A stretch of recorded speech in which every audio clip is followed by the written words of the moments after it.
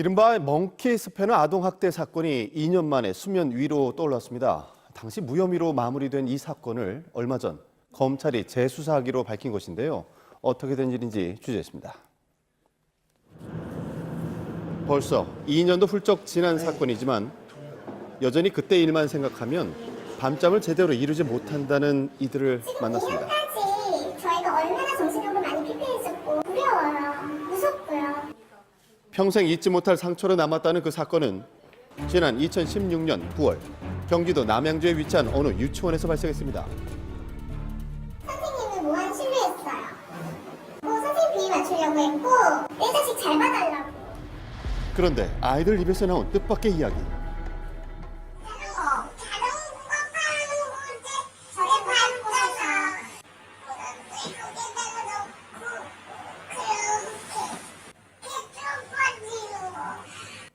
선생님 거는 어떻게 생긴 거야? 그거야?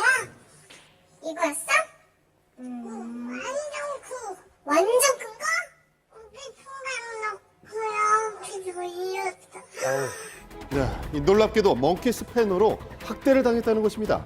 너무 울었어요. 너무 두렵고 무서웠어요. 그냥 공부를 썼다는 것 자체로도 너무 충격이 커서 누구누구 그랬어. 그랬더니 반 아이들 이름을 한 명 한 명 거론하면서 9명, 10명 정도 얘기를 하더라고요. 너트를 돌리는 데 사용하는 공구, 멍키 스패너. 누가? 아니, 이걸 유치원에서 봤어요? 이거 유치원에서 뭐 할 때 하는 거예요?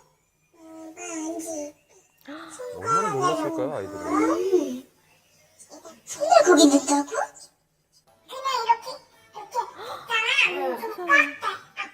애들도 다 그랬어. 이름도 모르는 공구를 당시 아이들은 익숙하게 다뤘습니다. 게다가 여기도 때리고 여기도 때리고 여기도 때리고 여기도 때리고 다 때렸어. 아이가 나빠도 역할놀이 하면서 다 때리면서 나도 잘못하면 선생님한테 가자 이렇게 빨간색으로 손바닥 때리고 또 파란색으로는 발바닥을 때려. 여러 학대 정황이 의심됐는데요. 아무런 눈치조차 채지 못한 것을 죄책감이 크기만 합니다. 침대에서 정말 소리내서 울지도 않아요. 눈물을 그냥 흘려요. 엄마 선생님은 화났을까? 아니야. 선생님은 화 안 났어. 엄마 선생님 화났을까? 아니야. 선생님 화 안 났어. 그거를 하루 종일 50번 이상을 그렇게 가족들한테. 그래서 이 당시 피해 가족들이 모여 해당 유치원 교사를 아동복지법 위반으로 고소한 것인데요. 당시 피해 아동의 성향에 대한 진술은 물론 피해 사실과 관련해 일관되게 주장한 것을 근거로 아동보호 전문기관에서는 아동 학대 사례로 보인다는 입장을 밝혔습니다. 피해 아동들이 학대 상황에 대해서 피해를 받았다고 하는 장소, 동일한 행위자를 지적을 했었고 도구 사용 여부라든지 체벌을 받았던 원인이 대부분 일치한 상황이기 때문에 충분히 아동학대 의심 상황으로 볼 수 있었다고.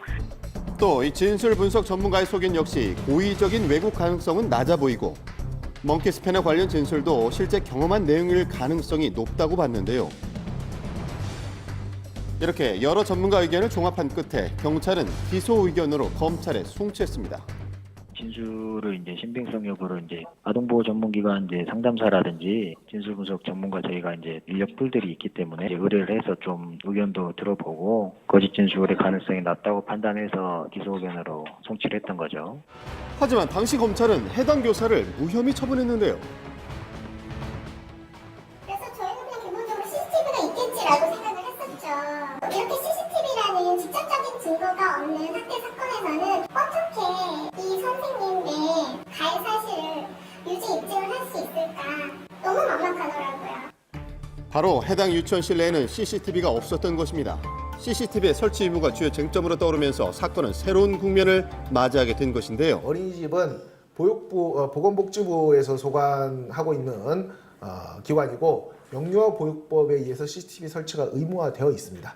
근데 유치원 같은 경우에는 일단은 관할청으로서는 교육부 소관이고 지금 이를 의무화하고 있는 개별 법령이 없습니다. CCTV가 없으면 정말로 학대가 이루어진다 하더라도 이것을 외부에서 알 길이 없어요. 하지만 유치원 선생님들이 직업의 자유 혹은 사생활이라는 사생활의 자유 같은 헌법적 기본권을 침해하지 않기 위해서라고 생각이 됩니다.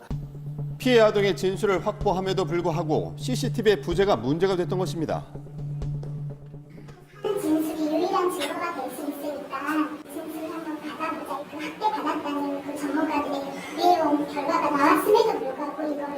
불기소했다는 건 말이 안 된다는 거죠.